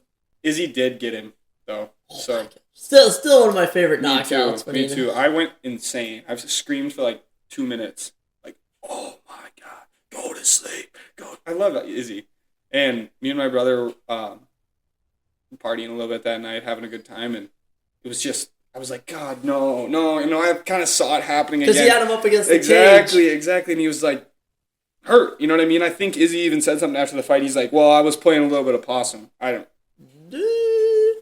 He was hurt. It was the same finishing sequence. It was the same exact thing. It was the same exact thing, but you just realized that you were hurt and had to throw 2 big ones. You know what I mean? And they landed. But that's the only dude to do that to Pereira. You know what I mean? Like you've seen Pereira's other fights since. I mean, just that puts more. Adesanya gets better with every Pereira fight. Mm-hmm. You know what I mean? And that was pretty recent. That's not that long ago. No. And that fight with Dricus, I mean... Dricus just had his number, man. I know. And he made him... When you make your opponent cry at a press conference... Dricus has done that twice, bro. He's got Sean and Izzy. That's what I love. He doesn't even have, like... He even said, like, he doesn't know what his style is. Yeah. He just gets in there and fights. He's so goofy. I don't know what my style is. I just get in there and fight. That is great. But no, you've probably seen it. Like, this is the one thing from that fight where Izzy was like, bring it, and he just clobbers him, then takes his... And how about that back take? I mean, that has to be really impressive. It was really slick. And that finishing sequence, I didn't understand what was going on with Adesanya. What was he doing? Did he, like, point at the ground at some point in there? He either pointed at the ground or, like, said, like, bring her something. Like, he almost, like, went like this to... I thought he was, like, standing bent. You know what I mean? Yeah, like, I think that might have been it. Like Max. But yeah. I think it looked like he did that, but he pointed down like I just slipped. Oh, okay. Maybe. Or maybe I'm making that up. But either way, I remember watching that, like, what the fuck are you doing, dog? Mm-hmm. And then he sat down at the ground and then gets taken down. You know what I mean? And then, end of the fight. I was like, that is the anti-highlight. You know what I mean? Like, if you call Holloway's the ultimate highlight, that's the opposite. The highlight. I don't know what you call that, man. That's terrible. That's so good. But yeah, one more fighter for the list. I mean, this has been fun. Yes. It's been fun talking about these. Let's go with the man who he might have been fighter of the year last year. We're going to go Ito Pira. Ooh. Well, I only got 3 left. Ilya is dangerous and scary. What he did to Max and what he did to Volk back-to-back is just unprecedented. That's the 2 greatest fighters in that division ever. Mm-hmm. It'd be like if, let me see, that'd be like if Hamza, no, Yeah, like if Hamzat knocked out Adesanya and then a prime Anderson Silva. Yeah. The next fight. It's just hard to tell people because Volk had been coming off the loss to Islam. But still, it's like Adesanya right now. Do you know what I mean? Like if you knock out Adesanya, that's still knocking out Adesanya. And Holloway had never been dropped. No. That's the thing. He'd never been dropped before. I know. First time he's dropped, he's knocked out. Yeah, that was insane. That was insane. I saw. I said this like 6 times. I saw a meme. It was like Ilya. Top MMA stories ever, and it was like Ilya just dubbed over him on a microphone. He's like, "I am going to knock you out," and then it switches to Holloway. He's like, "You are not going to knock me out. I've never been knocked out," and it switches back to him getting knocked out, and it's like, "I told you I would knock him out," and that's the end of the story. That's like kind of how it went, though. So and he's like sipping tea out of his celebration. I thought that Max lost his BMF right when he adored him. Yeah. I thought he lost that right then. I thought it should have been up for grabs too in that fight. But you can't have the BMF belt and then go fight and it not be on the line. Do you know what I mean? That doesn't make actually because Tapir's been walking around with his own BMF belt. Exactly. Because I think he should be the BMF now, dude. He knocked out the BMF. Dude. What does that make you? You pointed at the ground to the BMF and he said no. Mm-hmm. That you won it right there in my mind. Do you know what I mean? Yeah, it's like a career decision to not go and engage right there. But imagine Max goes engages with him and catches him or something, or throws a fucking flying knee while Ilya's doing all this shit and knocks him out. Do you know, like, yep. That could have been, I don't know. It's not just like Ilya had the chance for a highlight there. Yeah, because the fact that he walks out, like, throws down right away, and he's saying, I don't want to do that. Yeah, You're it says like, something. Like, wait, what? But everyone defended was kind of just like, no, he only does it at the end of the fight. Still, it's just like Max said or Ilya said all the way like leading up to the fight. He's like, you should bring what you bring that last 10 seconds of the fight to the first 10 seconds of the fight. He's like, that's how fights work. He's like, that's how fights work. Like that. Don't wait then to point. He's like, right from the first bell, we go. And that's a fucking BMF, you know? But if there's anybody who should have lost the BMF but still has it, and I'm still happy, and I could be happy with it, it'd be Max. Like, he's probably just should have it forever. Do you know what I mean? Mm-hmm. But yeah, it's weird how they don't do that, like put them up for the line. And I don't know where Max goes from here. It's such an awkward spot. He can't fight for the featherweight belt. He can't fight for the lightweight belt. No. He's a main event guy. I heard rumors they want to do him versus Charles for the BMF belt. That'd be cool. See, I don't know. How about they do? What if they do? No, they wouldn't. I'm thinking like Hooker, Gaethje, the winner of that fights Max. They could, but I think they're trying to, which I don't think they should. If Gaethje wins, they want to give him the title shot. Which, I mean, it's like we've already learned from Oliveira and Khabib how that goes. Yeah. Yeah, I don't know. Maybe we don't do that. But Gaethje would probably retire right there after that if he wins the title or wins the fight against Hooker and then fights for the title, win or lose. I bet. It's just weird, man. Him and Poirier, they're gonna be retiring soon. I know. Two of my favorites, man. Two of my favorites, and Izzy's getting there. Like you said, like if Izzy drops this one, it doesn't get better from here. I think he thinks about retiring at the very least if he loses, which is sad. Yeah, but there's a lot of up and comers, but I don't know. I haven't found anybody that I like. I don't know. Ilya I put on here 3, and he's one of the kind of the only newer school dudes. But, yeah, how about you? What would you change about your list? I don't know. I think Ian Gary maybe I'd bump up past Henry Cejudo, but just one spot, like nothing crazy. Yeah. But yeah, I'm happy with it. Justin and Adesanya, I say, are my 2 favorites. I think when I walked out from my last fight, they were like, they say his favorite fighters are, or he told us his favorite fighters are Israel Adesanya and Justin Gaethje. So that's it's perfect. Yeah, works out good. Yeah, I don't know. Ilya's probably not my 3rd on there. I don't know. Dude, he's just a legend killer at this point. Hurts. It does. He's gonna go up and fucking knock out my next favorite fighter. You know.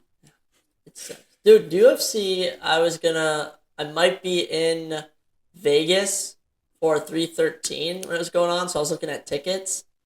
that I don't. You just you have to be loaded to go to. How much are they?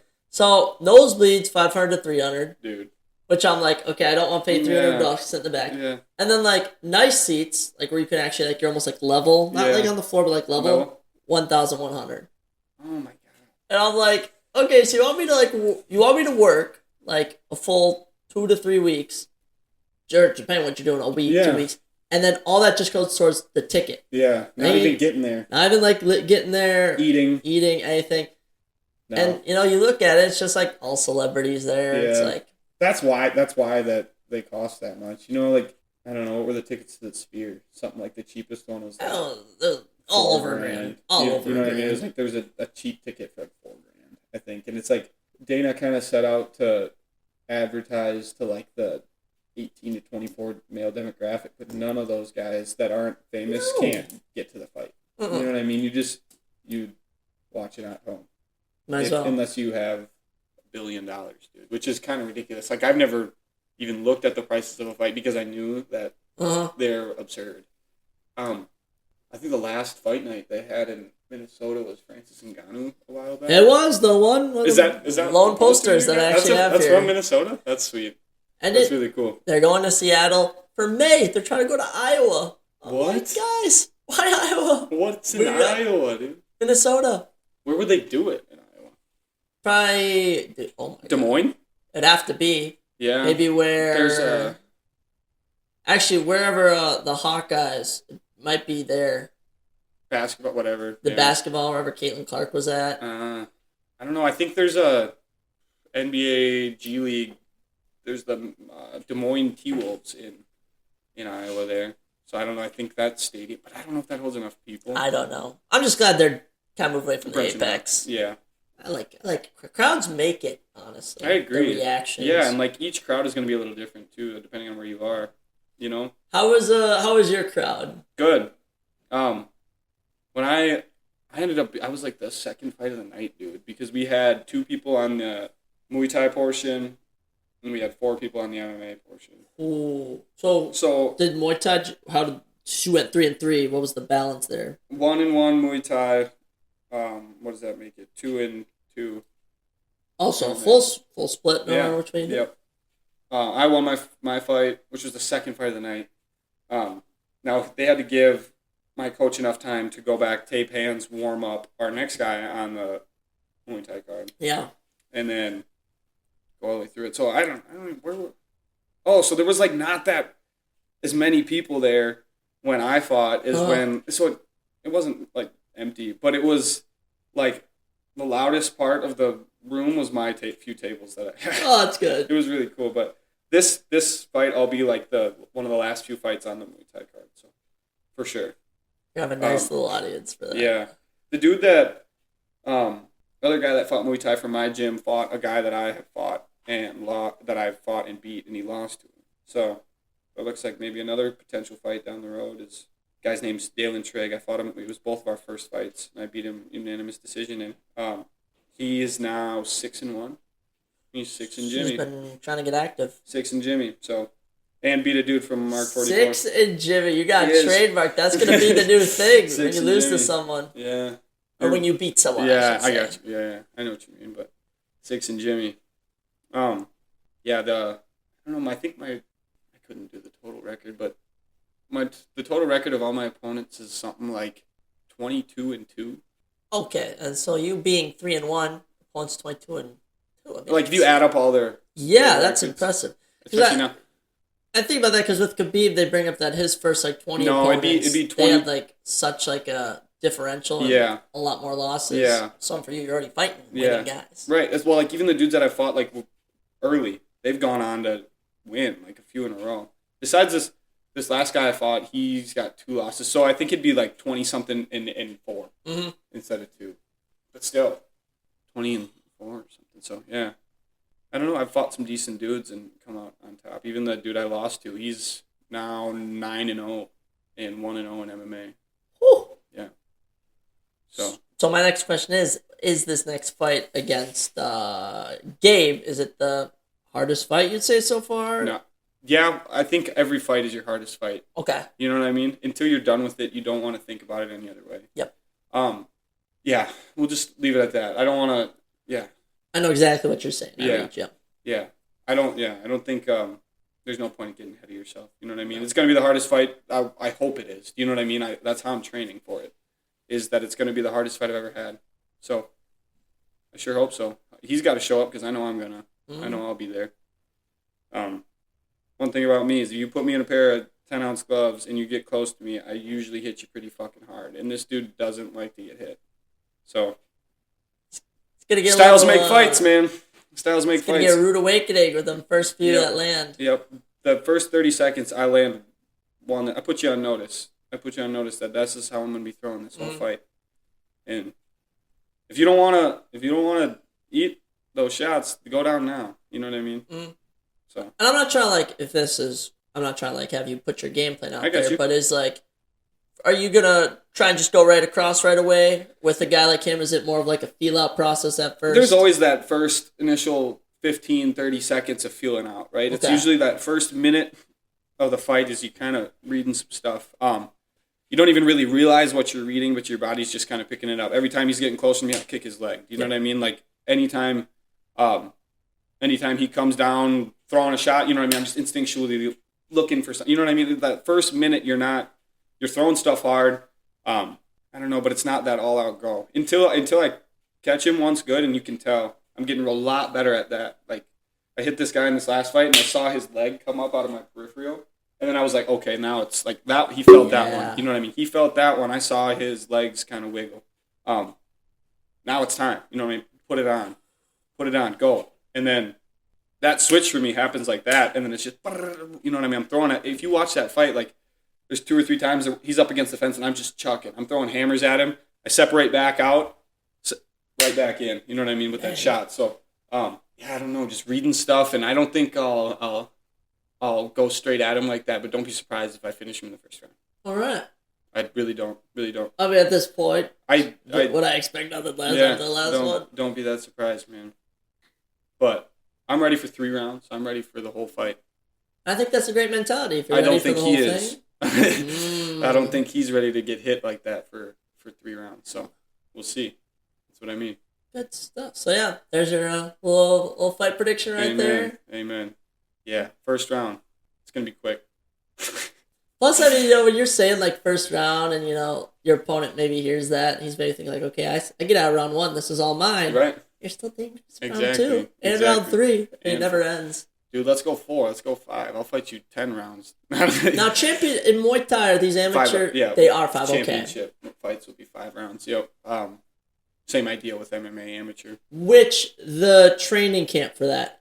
I know it's different. How different is it? I haven't had a 5-round fight yet. Do you know anyone where they could? Yeah, my coaches had 5-round fights that I've been in the camp for, but they're 5-minute rounds even too. So it's 5 minutes, 25 minutes of fighting. So that's a lot of fighting. So it's even just more conditioning. Right. It's a lot, and it's not even as much that. It's kind of how you're gonna approach the fight too. Like you can't go in there. Like for me, I'm getting ready to fight as hard as I possibly can for 6 minutes. Okay. Coach getting ready for a 25-minute. It's 6 minutes of actual fight. You know what I mean? 3 2-minute rounds. Yes. 6 minutes of actual fighting, and you can sprint through the whole thing if you have good cardio. Coach getting ready for a 5-round fight. Me getting ready for a 5-round fight. You have to realize and understand how much you can use and how much you can pace out that energy you're going to have to make it 5 rounds and still be dangerous. You know what I mean? You can't be out there throwing these little baby hands, but you can't be chucking heat into everything because you're going to gas. So you see that a lot in the UFC, even like people like they feel themselves putting too much on at once and then backing off. So like you got to learn that type of stuff so the camp will look different just kind of in how you're hitting pads and how you're thinking about it. There's a lot more time in a 25-minute fight, so there's a lot more time to think. Yeah. The camp would be a lot different. It wouldn't entail too much more running or anything. It'd entail longer rounds in the gym and more of them. But maybe some more sprints. I don't know. But I run enough as it is now that I don't think I'd need to actually really up that much. But well, that's good insight. These are things like I would never think about. Right. Yeah, it's weird. 'Cause some people, it kind of comes to, you know what I mean? Like that kind of thinking. Like I've never been taught like how how I prepare for a 5-round fight, but like I've trained for 3 years, you know what I mean? So I understand like, well, if I was gonna fight 25 minutes in a row, I couldn't dump the clip. Yep. Probably at like one point in that whole fight, it'd have to be towards the end, could I dump the clip? You know what I mean? Like really go at it. In a 6-minute fight, I could probably dump the clip once around and recoup in between those rounds. You know, or like in that minute where I get to, it's 2 minutes. I'm gonna be able to get back out there. And the thought I always have in my head is like, oh, I'm tired. Like if I have that thought, it's like, I say to myself like, tell me you don't have 2 good minutes in you. Tell me you don't have 2 good minutes in you right now, Zach. You know what I mean? You do. You could go right now and sprint for 2 minutes if you put your brain to it. If you got, yes. Do you know what I mean? A great mentality. Tell me you don't have 2 minutes in you, and you do. No matter where you are, you could be dead, gas, tired, and you've got 2 good minutes in you. I don't, especially if you've been training like I have. You know what I mean? Very experienced, yes. Right. So preparing for this fight I've been going hard. I've been preparing for it like this guy's a good 5-1 and not a unproven 5-1, we'll say. But that's a good term. Yeah. 5-1 is 5-1. You can't overlook that. You know what I mean? He's fought 6 dudes, and the judges thought he beat 5 of them. The one dude that he got beat by, he damn near quit. I was at the tournament. He got hit with like a left cross and like got 8 counted and was shaking his head now. So we know this guy can break. Exactly. You hit him hard, and he's probably gonna break. Yeah, I got a video of him from like a year ago. He's fighting in a WFC fight, which is World Fighting Championship. Well, I don't know. It's a small promotion, Midwest promotion, like kind of a Ignite rival. Mm-hmm. And the dude, he comes out and he charges at this dude. They touch gloves. Gabe throws a big right hand, misses, gets clipped with a right hand, drops to a knee, hops back up, gets hit again, and falls down. And then they get in the middle. And for the next 6 minutes, he just tries to clinch the dude. You're not going to be able to hold on to me for 6 minutes. And if I get 2 shots like that at you, good luck. Mm-hmm. Good luck. We'll see where it goes after that. Dude, you know I'm excited for it. Where's this at? Where can people watch it? Canterbury Park. February 15th, I'll fight. The doors open at 1. Fights start at 1:30. I'll fight around 3 or 4 maybe. The MMA card will start around 5. You can watch it online on pay-per-view at www.spectationsports.com. And yeah, I mean, I'm on Instagram, Jimi Allis. If you need a ticket, let me know. Oh yeah, we're gonna be. I'm in Mankato. If you need a ticket, want to buy a ticket online, I got nitrotickets.com. Just select me as your reference. If you buy them at the door, I don't get a small commission. If you buy them from me or on that website, I get a small commission. See, that's good to know. Yes. So I make 20% of my ticket sales. I'll be straight up with you guys. So yeah, however many tickets I sell, unless it's at the door, I get 20% of the sales. So that's good to know. Yep. And then yeah, come out and see it. I promise it'll be a show. I promise you that. I doubt nothing less, dude. It's good. Yeah. I'm pumped. I feel like you're gonna dominate. Yeah, I know I will. That's what you gotta have. You gotta have that.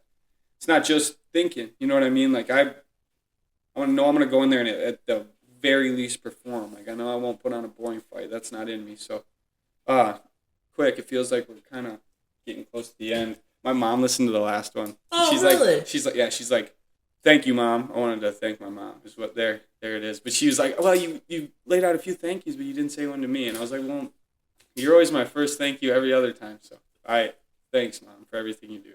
So absolutely. We love mothers. Oh Amen. My gosh, that's fantastic. Yeah. Amen. Shout out Mrs. Allis. Shout out Julie. Shout out Julie. You're fantastic. Get after Julie. Your son's a future world champion. It's fantastic. Amen. You raised a champ. So, what's your mom's name? Katie. Shout out Katie. That's also my sister's name, so we got a double shout out. We love Katie's. That's cool. Is it Catherine? Actually, yeah, I think it's Kathleen. Kathleen, I think okay. Similar. Dope. All right, yeah. Small world, man. Shout out Charlie. It's my brother. As long as we're don't give you shout. I don't mind it. This is fun. Shout out Charlie. Jimmy, it's always fun talking to you. It's always fun to be on here, man. If you could leave soon. one last thing for the people, what would you say? I always do it. I always put people on the spot. I like it. Go get it. If greatness is in your blood, don't run from it. Be it. That's it. I like that, dude. Up on my, I have a little whiteboard in my room every day. It says, go out and earn it today. Yeah, go get it. Yeah. You know what I mean? It's not gonna. You can't catch a fish without a line in the water. You know, you can't. I don't know. That water's not going to purify itself. You got to get out there and get it hot. You know what I mean? It's not. You can. There's unlimited analogies, dude. But I mean, you're strapping at the end of the bars day, on us right now. At the end of the day, dog. At the end of the day, you just got to go get it. There's nobody's going to hand it to you. Nobody's going to do it for you. It's got to be your 2 hands and your 2 feet. It's gotta. So. I love it. Amen. Jimmy, this has been a great time. Thanks, Zach. Yeah, appreciate you coming on. I love being on here. Soon, I'll be back. Be back victorious. Yeah, with one more on the front side of my record. So. Hey, I love it. All right, Jimmy, thank you so much. Yep. And everyone, we'll catch you next time on the Surprise Jab Podcast.